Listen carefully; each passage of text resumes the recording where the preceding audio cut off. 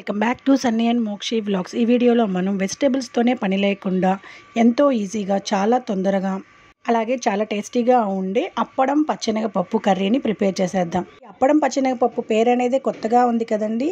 మీకు తెలుసా ఈ కర్రీ చేయటం? వాళ్ళు ఒకసారి నేను చేసిన ఈ విధంగా ఎక్కడా స్కిప్ చేయకుండా వీడియో అనేది ఎండ్ వరకు చూసి ఒకసారి ట్రై చేసి మీ ఫ్యామిలీ మెంబర్స్కి పెట్టి చూడండి. చాలా అంటే చాలా టేస్టీగా ఉందంటారు. ముందుగా ఒక కుక్కర్ తీసుకొని ఇక్కడ నేను 250 గ్రామ్స్ పచ్చెనగపప్పును తీసుకుంటున్నానండి. ఈ విధంగా పచ్చెనగపప్పును తీసుకొని బాగా వాష్ చేసుకొని ఒక 1.5 గ్లాస్ నీళ్ళు అనేది పోసుకోవాలి. చూస్తున్నారా, ఈ విధంగా బాగా వాష్ చేసుకున్నాను. 1.5 గ్లాస్ వాటర్ పోసుకొని ఒక 7-8 విజిల్ అనేది రానివ్వండి. పచ్చెనగపప్పు ఉడిగేంత వరకు 7-8 విజిల్ అనేది సరిపోతుంది. ఈ విధంగా వాటర్ అనేది పోసుకొని ఒక 7-8 విజిల్స్ రానిచ్చి ఆఫ్ చేసేసేయండి స్టవ్ని.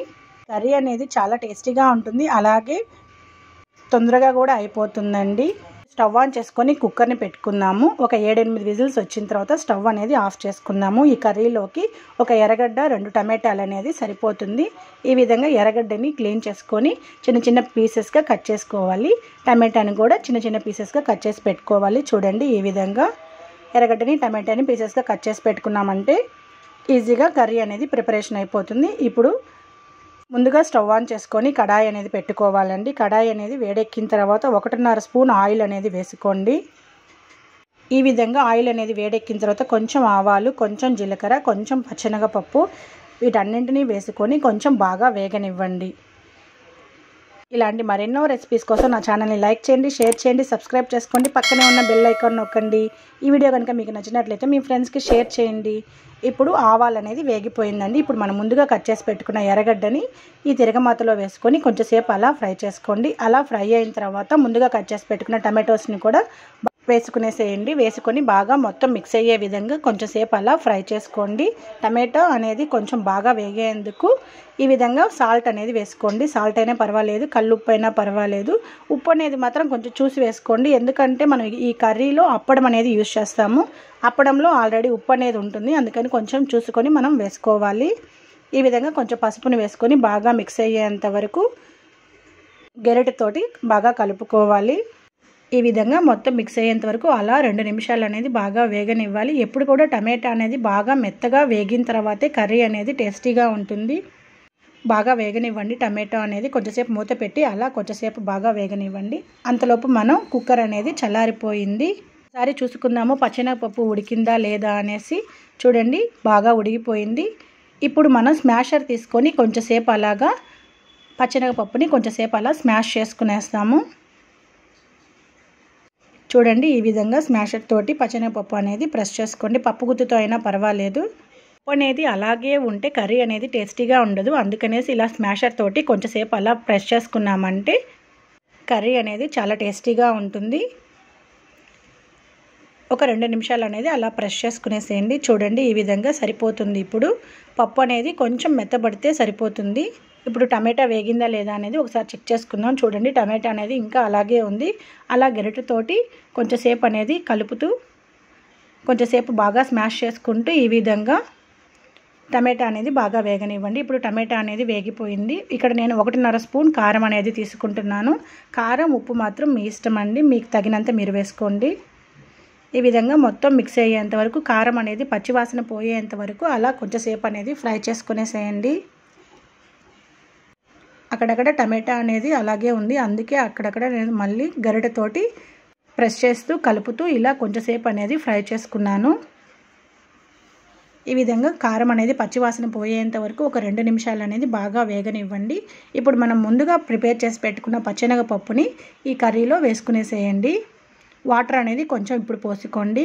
వాటర్ అనేది కొంచెం ఎక్కువ పోసుకున్నా కూడా పర్వాలేదు, మరీ ఎక్కువ కాదండి. కొంచెం మీడియంగా పోసుకున్నామంటే మళ్ళీ మనం అప్పడం వేసినప్పుడు డ్రై అయిపోతుంది, అందుకని చూసి కొంచెం వాటర్ అనేది పోసుకోండి.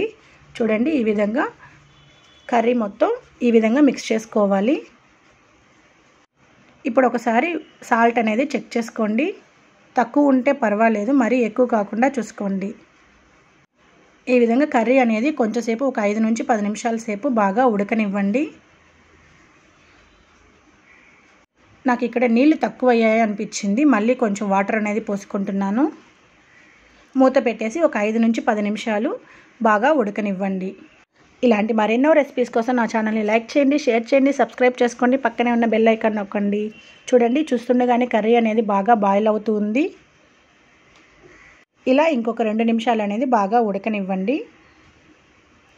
ఈ రెసిపీ మీకు నచ్చినట్లయితే మీ ఫ్రెండ్స్కి షేర్ చేయండి. ఇలాంటి మరెన్నో రెసిపీస్ కోసం నా ఛానల్కి ఒక చిన్న లైక్ ఇవ్వండి. ఈ కర్రీ అనేది సిమ్లో పెట్టి నేను పక్కన స్టవ్ మీద పెట్టాను. ఈ కర్రీ ఉడికే లోపల అప్పడాన్ని ప్రిపేర్ చేసుకున్నాము. స్టవ్ ఆన్ చేసుకొని వేరొక కడాయి పెట్టుకొని అప్పడాన్ని మనం ప్రిపేర్ చేసుకుందాం. ఇక్కడ ఆయిల్ అనేది కొంచెం పోసుకోండి. ఈ విధంగా ఒక 7-8 అప్పడాలని బాగా డీప్ ఫ్రై చేసుకునేసేయండి. చూడండి, ఈ విధంగా ఆయిల్ అనేది వేగిందా లేదా అనేసి చెక్ చేసేదానికి ఒక చిన్న ముక్కను వేసాను. వేగిపోయింది. ఇప్పుడు ఒక అప్పడం వేసి డీప్ ఫ్రై చేసుకునేసేయండి. ఈ విధంగా ఒక 7-8 అప్పడాలని మనం వేయించుకుందాము. ఈ కర్రీలో ఒక 7 నుంచి 8 అప్పడాలు అనేది సరిపోతుంది. ఈ విధంగా అప్పడాలన్నింటినీ ప్రిపేర్ చేసి పెట్టుకుందాము. వీడియో కనుక మీకు నచ్చినట్లయితే ఒక చిన్న లైక్ ఇవ్వండి. చూడండి, ఈ విధంగా అప్పడాలన్నింటినీ మనం ఇలా ప్రిపేర్ చేసి పెట్టుకుందాము. చూడండి, అప్పడాలు అనేది ప్రిపేర్ అయిపోయింది. ఈ విధంగా అప్పడాలని స్మాష్ చేసుకోవాలి. మరీ చిన్న పీసెస్ అవసరం లేదు. అలా ప్రెస్ చేసామంటే అప్పడం అనేది విరిగిపోతుంది. ఇప్పుడు చూడండి, కర్రీలో అనేది వేసుకునేసేయాలి అప్పడాన్ని. ఇలా ఒక 2 నిమిషాలు అనేది గుర్తుపెట్టుకోండి. కర్రీ అనేది మొత్తం ఉడికిపోయిన తర్వాత లాస్ట్లోనే అప్పడం అనేది వేయాలి. ఈ విధంగా అప్పడం అంతా మిక్స్ అయ్యే విధంగా ఒక 2 నిమిషాలు ఉడికితే సరిపోతుంది. ఇప్పుడు ఒకసారి ఉప్పు అనేది చెక్ చేసుకోండి. నాకు ఇక్కడ సరిపోయింది. ఒకవేళ మీకు సరిపోలేదంటే కొంచెం సాల్ట్ అనేది ఈ స్టేజ్లో వేసుకోండి. అంతేనండి, ఎంతో టేస్టీగా ఉండే అలాగే ఎంతో ఈజీగా ఉండే అప్పడం పచ్చెనగపప్పు కర్రీ అనేది ప్రిపేర్ అయిపోయింది. వెజిటేబుల్స్తోనే పని లేకుండా ఎంతో ఈజీగా అలాగే ఎంతో టేస్టీగా ఉండే అప్పడం పచ్చెనగపప్పు కర్రీ అనేది ప్రిపేర్ అయిపోయింది. చూడండి, ఎంతో కలర్ఫుల్గా ఉంది కదా. ఈ విధంగా ఒకసారి చేసి మీ ఫ్యామిలీ మెంబర్స్కి పెట్టి చూడండి, ఎంతో టేస్టీగా ఉంటుంది. ఇలాంటి మరెన్నో వీడియోస్ కోసం నా ఛానల్ని లైక్ చేయండి, షేర్ చేయండి, సబ్స్క్రైబ్ చేసుకోండి, పక్కనే ఉన్న బెల్ ఐకాన్ నొక్కండి.